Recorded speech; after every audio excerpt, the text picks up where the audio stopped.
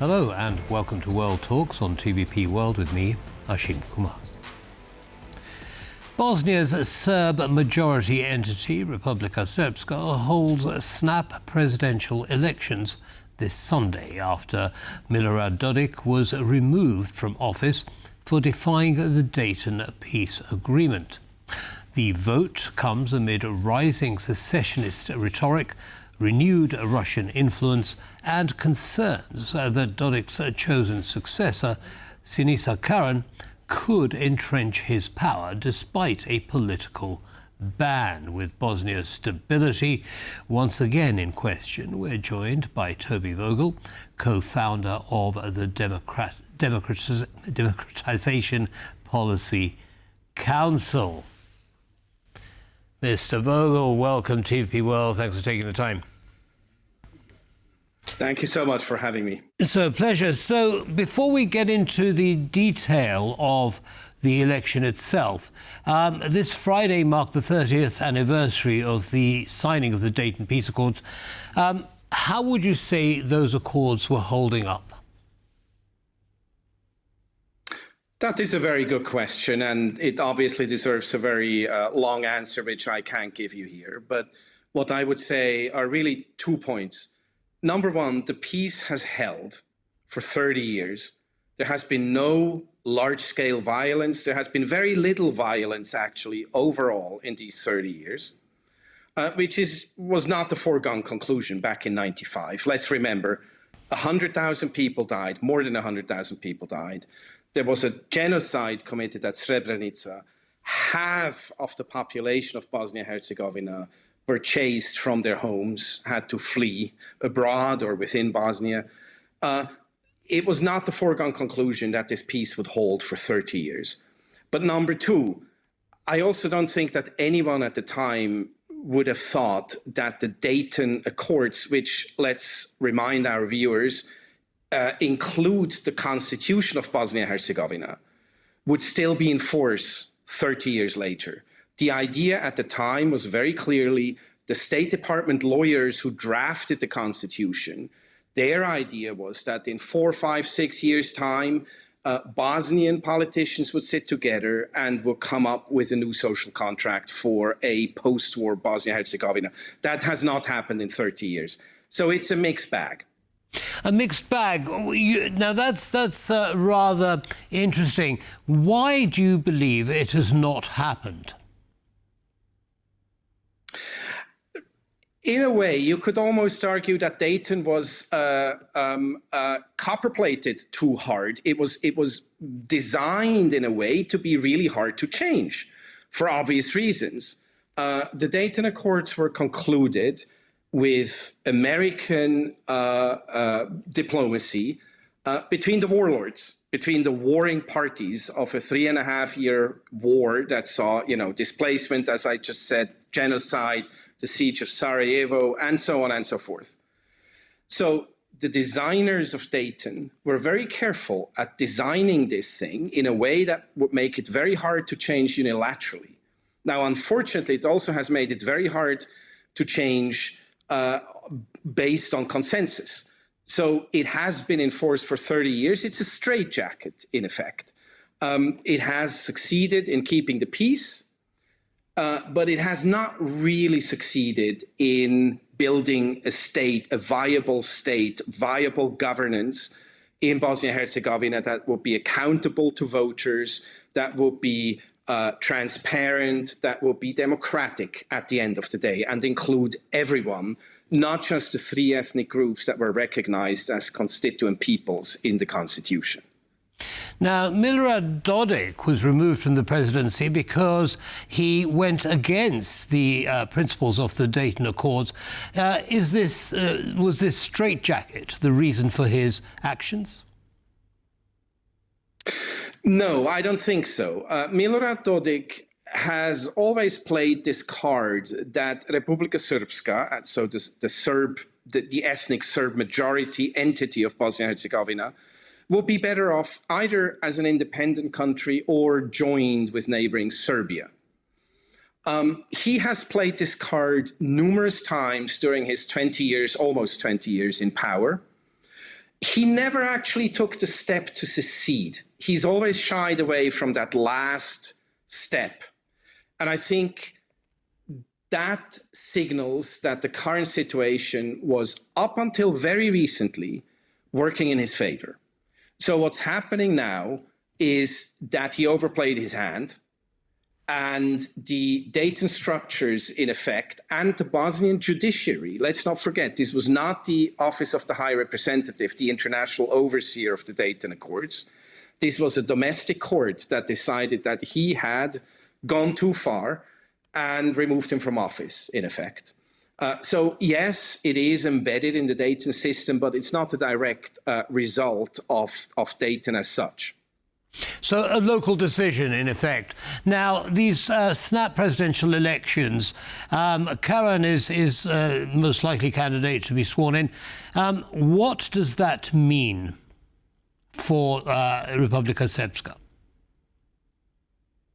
Look, on some level, it doesn't mean much. Nobody doubts. So Dodik remains leader of the party of which Karan is a member. He holds all the levers of power. He has all the advantages of incumbency, even though he's no longer president. Karan is the current interior minister of Republika Srpska, so the person controlling the police, the security apparatus. He's a loyalist, a Dodik loyalist. So, and in a year's time, there will be general elections across Bosnia and Herzegovina, where, among other things, the president of Republika Srpska will be elected. So, in a sense, this is a transitional figure. We don't need to worry about him too much. What we do need to worry about is if Dodik were allowed to stay on as party leader and pull the strings from behind the scenes. And there are all sorts of rumors about the deal with the Trump administration. We don't know whether any of that is true. But what is critical in the coming months is that Dodik is not allowed to continue exerting de facto political power in Republika Srpska. As long as he's around, these threats to the integrity, the territorial integrity of Bosnia and Herzegovina will persist. Now, one of the players, it is said, acting in the background is Russia, who, is probably in Putin's interest to see some dissonance in Bosnia-Herzegovina, with Republika Srpska seemingly very much in his camp. How much of a role do you think Russia is playing? I think Russia is playing a big role. Both in Republika Srpska and in Serbia proper, where President Aleksandar Vučić is a close ally of Putin. But I would also make the point that the reason why Russia is able to play this role is not because it is so incredibly powerful or has invested so much money in these places or has an attractive model for ordinary Bosnian and Herzegovinian citizens. I think the reason why Russia can play this role is because the West, the US, the UK, the European Union above all, have given up on playing a meaningful, forceful role.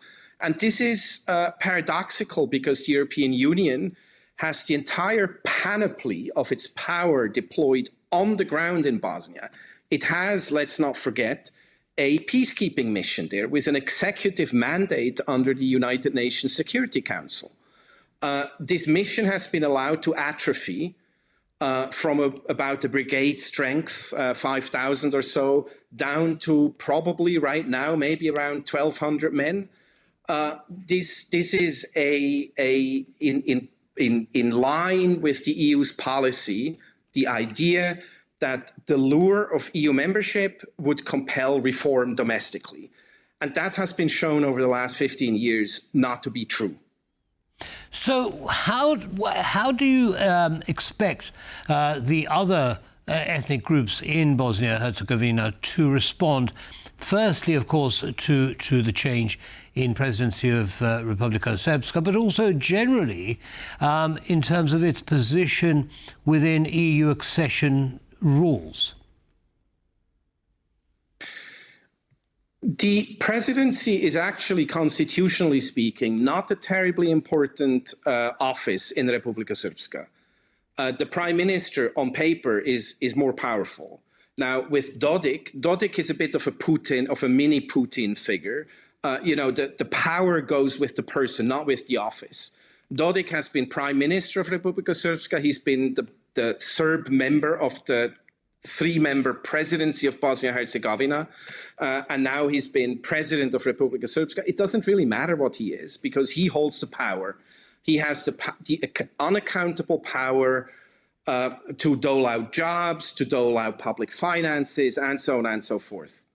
So that's the first point to make here. The other point I would like to make is that it's not so much about ethnic groups, really. It's about the stratified system of the Dayton Accords that gives these groups and their leading parties, political parties, all this power. So the idea that Bosnia is this conglomerate, a confederation, if you will, of three ethnic groups, which, is not true on many levels, because Bosnians, ordinary citizens, are united in their disdain for their own politicians. They are united in their wish to join the European Union. These are not controversial things, generally speaking. There might be exceptions here and there, but generally speaking, this is what they aspire to. This is really a problem of political elites and the way that they are empowered, both by the international sort of geopolitical environment, if you will, and by the Dayton Accords. Understood. Now, we've seen in Serbia next door that for over a year there have been protests against the government, with protesters accusing the government of corruption, nepotism, and so on. Do you expect a similar reaction to occur in Bosnia if something isn't done about leadership structures? Well, in Serbia, you had an event that focused minds, which was the collapse of a canopy on the Novi Sad railway station about a year ago, a bit over a year ago. That really focused the anger of ordinary citizens, initially led by students, but then really becoming a much broader civic movement, protest movement. In Bosnia today, there hasn't been anything similar. And I fear it would take something of that nature, probably, to really focus the anger of ordinary citizens vis-a-vis their political elites. In the absence of that, I'm afraid we'll see much more just business as usual in the run-up to next year's general election that I mentioned before. So all levels of government will be renewed next year in about a year's time, without a galvanizing moment of the nature of Novi Sad, and I am certainly not wishing for any such event to happen. But without such an event, I have a hard time seeing a civic movement coalescing around a common cause. Understood. So we should expect more of the same as things stand. Toby Vogel, thank you so much for sharing your analysis with our audience. Come and see us again soon. Good night. My pleasure. Thank you so much. Bye-bye. And that brings us to the end of this episode of World Talks. Don't go away, though. As always, lots more coming up. Bye.